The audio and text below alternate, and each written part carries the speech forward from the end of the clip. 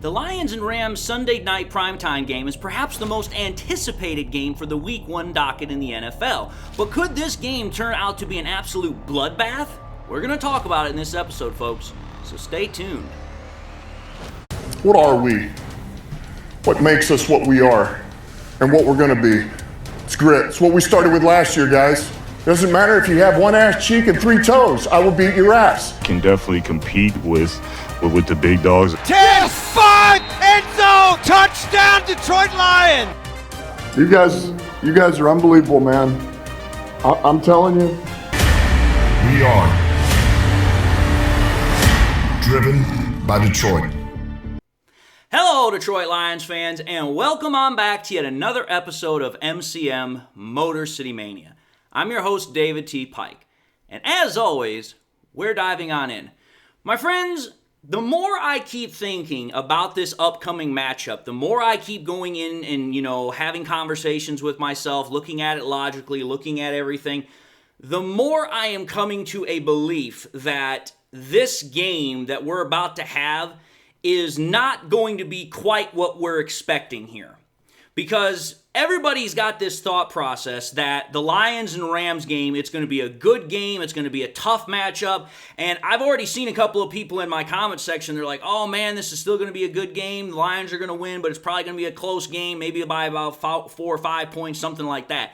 And the more I keep looking at this game, the more I keep coming to a realization that, you know what, I don't think that's going to happen.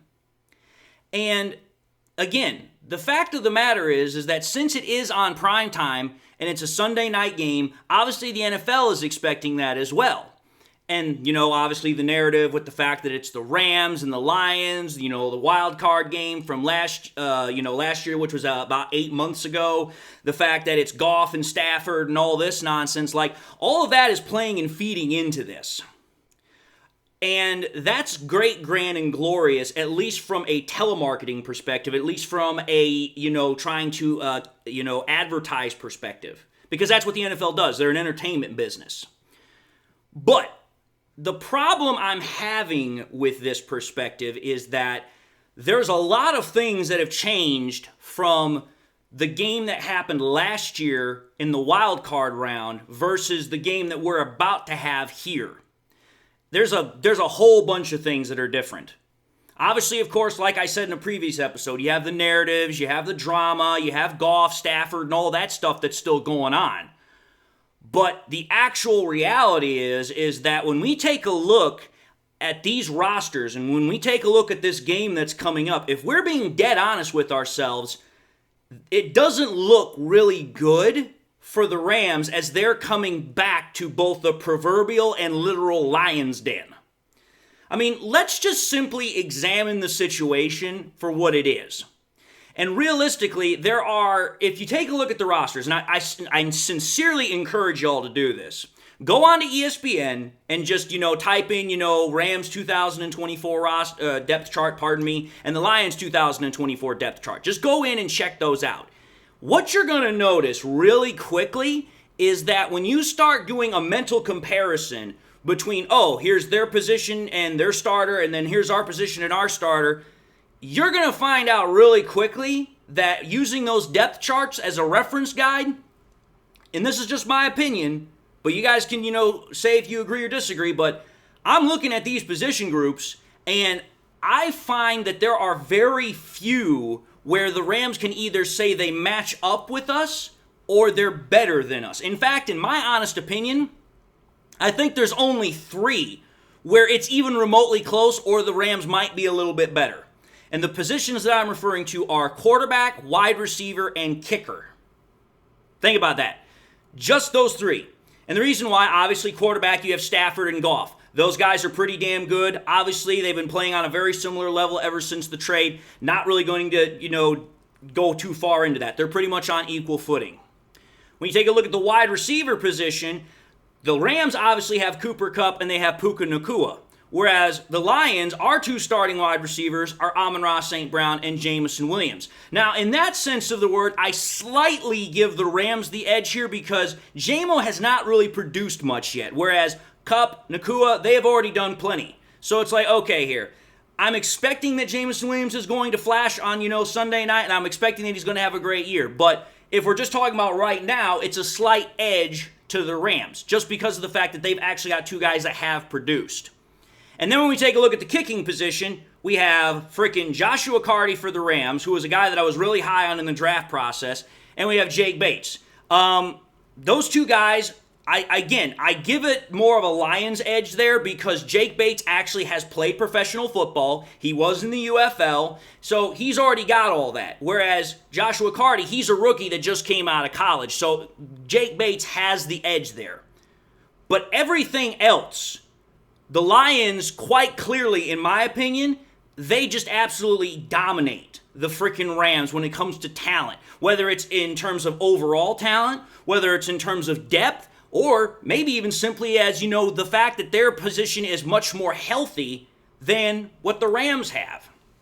And again, I'm not trying to sound like, I'm being smug. I'm not trying to say that I'm expecting the Lions to absolutely, just go out there and destroy them and, just being a rah-rah fan. I'm looking at this and I'm just like, dude, I'm trying to be objective in my mind, and it's like, I see this roster that we have versus the Rams roster, and there are quite a couple of mismatches. There's quite a lot of holes that I don't think the Rams are going to have covered to contend with us. And here's why I'm saying this. Let's first and foremost take a look where most games are won and lost, and that's in the trenches. Let's take a look at the Lions' offensive line stars, which we already know who they are. Decker, Glasgow, Ragnow, Zietler, and Sewell. And in that order from left to right. Okay, as I've said before, I'll say again. We have 4 first-round talents on this offensive line. Decker, Ragnow, Zietler, and Sewell. Sewell is arguably the best tackle in the game. Ragnow is the best center in the game. Zietler is a damn great passing guard, and Decker is a very underrated left tackle. Now, keeping that in mind, let's go to the Rams front 5 because they operate in a 3-4 defensive front. So they have a left end D end, and they have a right D end, a nose tackle, and then they have weak left back. They have a weak left side backer, and they have a strong side right backer. Okay, so let's take a look at what they got. For their left defensive end, it's listed as Brandon Fisk, who's a rookie. Their nose tackle is a guy by the name of Bobby Brown II. Their right defensive end is Kobe Turner. Then they have Brian Young at their weak side linebacker, and they have Jared Verse at their strong side linebacker, another rookie. When we take a look at all that and we analyze it, the Lions front 5 is going to be able to match up, in my opinion, pretty damn well to the Rams front 5. And I clearly expect that the Lions front 5 has the upper hand against the Rams front 5, and here's why. 1, the Rams have 2 rookies on that front 5. And I'm just going to say this right now. Don't get me wrong. I have a lot of respect and I love Brandon Fisk and Jared Verse's talent. I think those guys are going to have, excellent careers. I think they have tremendous upside and they've already got good talent. But the problem is that they're still rookies. And I don't care how good of a rookie you are when you come in, you do not know everything. And when we're talking about the 2 guys that are the bookend tackles for the Lions, which is Decker and Sewell, you're talking about 2 guys that have either seen it all already or they're at the best at their position. So it's like, okay, trying to go against Brandon Fisk, who's a rookie, solid talent, and, Jared Verse, who was a first-round draft pick, trying to put those 2 against Decker and Sewell, that's not an easy matchup. If anything, I quite frankly am expecting that those 2 are not going to have much of a night because Sewell's gone against some of the best in the league and has been able to hold his own quite well. And Decker's been doing this for a long enough time that it takes quite a bit to get by him. Then when we take a look at the interior, matchup, which is the guards in the center versus, the defensive ends and the nose tackle, there's only one nose tackle. The Rams do have a good pass rushing unit in terms of Kobe Turner and also in terms of Byron Young, who's their weak side linebacker. Now, obviously, all that being set aside, that is something that the Lions are going to have to keep in consideration because edge rushers or pass rushers, they can come off the edge or they can find ways to go inside as well. So that is something that you're going to have to keep in consideration. I'm not going to dismiss that. And the reason why I'm saying this is because Turner and Young last year, they did have 17 sacks between the two of them. If I recall correctly, I think Turner had 9 and Young had 8. So they're going to definitely probably be an annoyance because it's like, listen, you can't just not pay attention to them. You have to know where they're at. But again, the Lions have a pretty damn formidable interior as well as a formidable exterior. I mean, like I just said, Zeitler is probably one of, if not the best, pass guarding guard in the entirety of the NFL. Ragnow's the best center, and Glasgow's been pretty damn solid the majority of his career. So to me, it's like, okay here.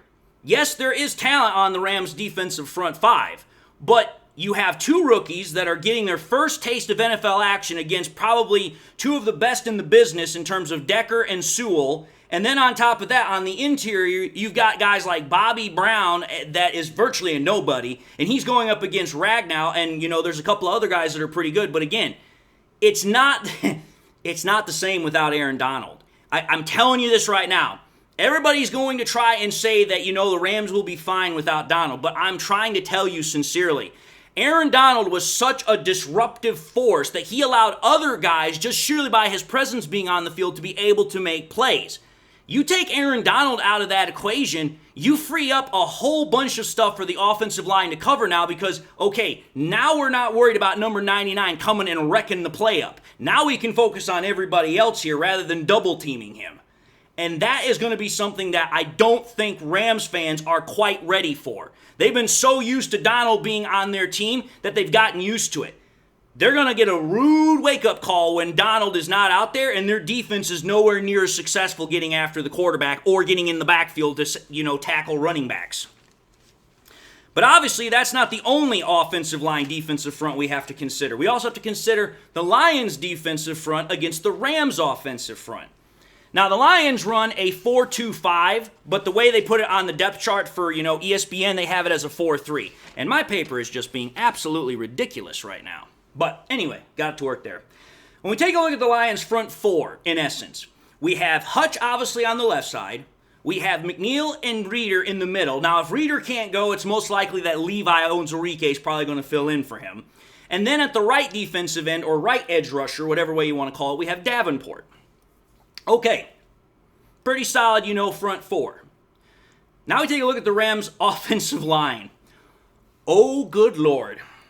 First and foremost, left tackle. On my literal piece of paper, I have 3 question marks because if you take a look at ESPN's depth chart, every single left tackle that the Rams have can't play this game.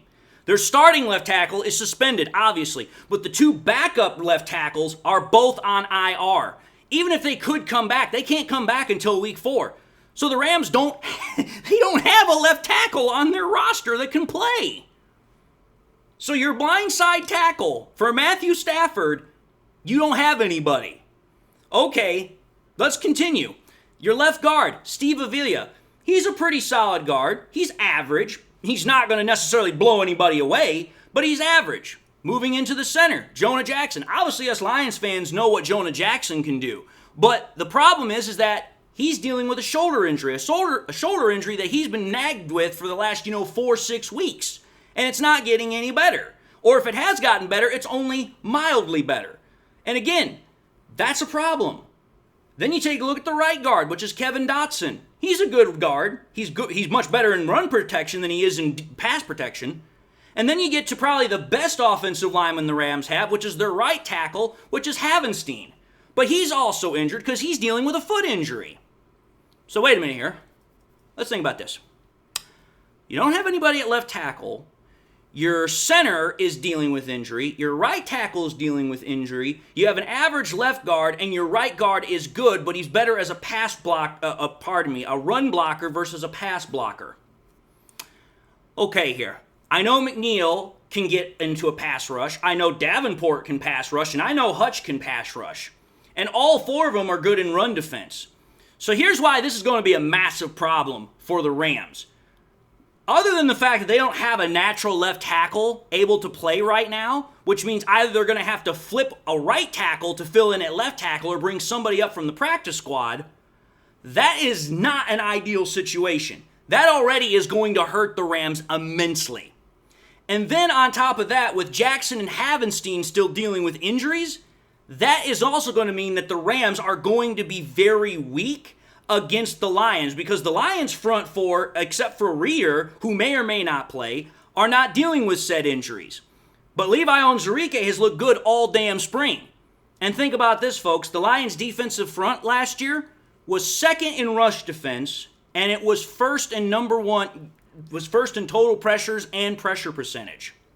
And you're going up against an offensive line with no left tackle that's on the roster and weakened or injured center and right tackle. And your guards are average at best or only good in pretty much run defense or run protection. Yeah, not good circumstances. Pretty much means the Rams' offensive line is in trouble. And so, for me, that right there already spells a big problem for the Rams' ability to try and win this game. And again, I'm not trying to sound cocky here. I'm just looking at the situation, and it's like, okay, this is interesting. But obviously, we have to take a look at another area, which is obviously the defensive secondaries versus against the wide receivers and tight ends. So let's do that. Let's take a look at what the Lions have in terms of their secondary versus the Rams' offense and vice versa. When we take a look at the Lions' secondary, obviously we already know we have Carlton Davis, who's got the left cornerback job. Terrion Arnold is a rookie, and he's holding down the right cornerback job. Amik Robertson is the starting nickelback corner. And then you have strong safety being, Brian Branch, and the free safety is Kirby Joseph. That's a pretty damn formidable secondary. Now, I know some Lions fans are worried about the fact that they haven't necessarily played yet together, so they're worried about the chemistry aspect. But again, if you go back to the reports in training camp and, all these other things that were going on, they were shutting down our offense in passing practice. So it's like, okay, I'm not too worried about their ability to get chemistry on the field. But when we take a look at the Rams' wide receivers and tight ends, this is where, again, I'm not worried about the chemistry aspect for the Lions' secondary. Because the Rams only have two viable weapons, really, when it comes to their wide receivers. And that's Cooper Kupp and Puka Nacua, which, don't get me wrong, those are great weapons. And those are definitely going to be a problem. But who's their next wide receiver? Demarcus Robinson. He's a meh kind of wide receiver. He's never had more than 500 yards on any season that he's played, and I don't think he's had more than 4 touchdowns in any season.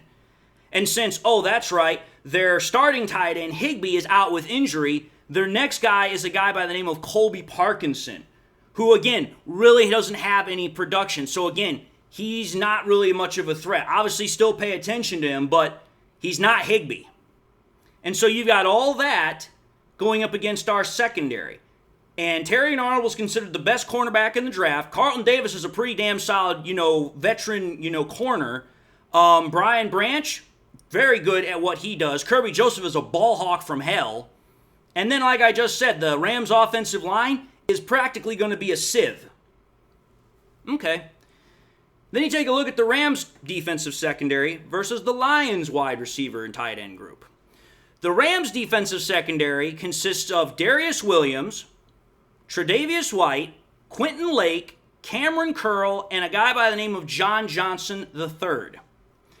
Okay, here. Obviously, the biggest name from that group is Tre'Davious White.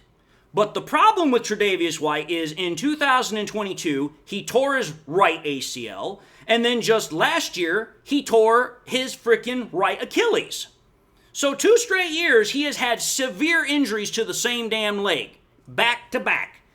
And he's going to be their best corner out on the field. Oh, and the other corner, Darius Williams, he's only 5'9", folks. And he's got slightly above average speed. Like I think his 40 time was 4.44. So, okay, here. You've got an injury-prone cornerback, and you got a midget on the other side. And I'm saying that in respect to the fact of how big wide receivers are. Your nickel cornerback is in essence a nobody, and you've got, I would say, average safeties. And that's going up against Amon-Ra St. Brown, who's a top 10 wide receiver, Jamison Williams, who might as well be Cheetah 2.0, and is primed for a big breakout year. You've still got Khalif Raymond, but whether or not he's going to be at wide receiver number 3 or the Lions are going to elevate one of the 3 big guys, I don't know. But Khalif Raymond for the last 2 years has had 600 plus yards, so he's definitely reliable. And then, oh, by the way, you also have a guy by the name of Sam Laporta who's already a top 5 tight end. Yeah. And again, like I said, Lions, best offensive line, Jared Goff. Just from a simple talent perspective, the Lions secondary is simply much better than what the Rams have overall. And the Lions wide receiver core with their tight end is more than able to go up against the Rams secondary, which is featuring a lot of, I would say, average to, not so great players. Or they got guys that have a lot of name recognition, or there's something about them that doesn't quite fit, such as Williams being only 5'9", and Tre'Davious White having an injury history. The point of the matter is that once you take a look at what's going on with the fronts between the Lions and the Rams, and you take a look at what's going on with the secondaries versus the wide receivers for both the Lions and the Rams, you've all of a sudden now got a very much clearer picture of why I'm saying this could be a massacre. Now, I'm, again, not trying to sound cocky. I'm not trying to sound confident like beyond hell. But the point of the matter is that you win games based off of matchups. And if you've got somebody who is a lot better and takes their craft seriously than somebody else, like what the Rams have right now in almost every situation, you're going to have a hard time winning that game. And let's keep it also in perspective here. They're coming back to Detroit. Detroit has got to be one of the best home field advantages in the entirety of the NFL. When we sell out a preseason home game and we're loud as hell for a preseason game, imagine what the hell it's going to be like for a Sunday night primetime game with Matthew Stafford and the Rams coming back. It's going to be loud as hell. You're going to have to wear earplugs so that way you don't lose your hearing or get some hearing damage. That's my whole point. For me, I just look at this situation and it's like, dude, unless the Lions literally come out the tunnel and they're sleepwalking, I don't see how the Rams win this because the talent just does not match up. And the fact that the Rams are dealing with injuries in a lot of key positions, or they've got guys that are injury prone in key positions, that also is a massive problem. The Lions, according to, Dan Campbell, they're coming in with all their guys pretty much ready to rock and roll that have been nursing injuries from training camp and preseason. So it's like, okay here. The Lions are going to be more healthy. They're more talented. They're at home. Whereas the Rams are losing players either to injury or suspension. They're going into the Lions' den, quite literally. And on top of that, this is a Lions team that is much more talented than what it was last year. That's the main difference here, is that the Rams, in my honest opinion, they did a good job of, kind of maintaining their roster in the offseason. But I don't think they really got better. I think they just kind of stayed in the same spot by getting what they got to kind of help replace the loss of Aaron Donald. Other than that, they haven't really moved the needle forward. Whereas the Lions, they definitely moved the needle forward, especially revamping that secondary. So for me, it's like, dude, I just look at this and I have this nagging feeling where I'm like, I don't think this is going to be quite the close game some people are expecting. I am seriously thinking that we might just have a runaway game. I'm thinking it's going to get ugly. And not in the sense of, there might be fights that break out, but I think the Lions are going to have the ability to score against the Rams, and I think the Rams' offense is going to have trouble moving the ball with an offensive line that can't really protect their quarterback very well, especially when you don't have a blindside tackle on the roster at the moment, and your two best other players on the line are dealing with injuries. So you guys do with this information what you will. If you think I'm being cocky, so be it. But I'm not trying to come off cocky. I'm just looking at this and I'm like, man, information don't lie. But you guys do with it what you will. With that having been said, I'm going to end the episode and say thank you all for watching in another episode of MCM Motor City Mania. If you like what you saw, by all means, I highly encourage y'all to watch the next episode. Also encourage y'all to do one of these three things. Like, comment, and subscribe to the channel. If by chance you subscribed in the past and you forgot to do so at the time, or you just subscribed and you not had a chance to do so, again, I want to highly encourage y'all to subscribe. But I also want to encourage y'all, make sure you hit that bell notification icon so that way you guys never miss any more content that I push out. Also want to encourage y'all to share the content with your Lions friends and family members. Share here on YouTube, share it on Twitter, share it on Facebook, share it anywhere and everywhere you can with everybody and anybody that you can. The more we share it, the greater the channel has a reach, which allows it to spread and bring in more new content viewers. And with that being said, whether you've been a long-standing fan or you just watched for the first time, I just want to wish you all a great day. Hope you all are enjoying your Labor Day weekend. Hope you all got something in your life that makes you happy, makes you smile, and I hope you enjoyed the content. God bless. And until the next time we meet, I'll see you all in the next episode.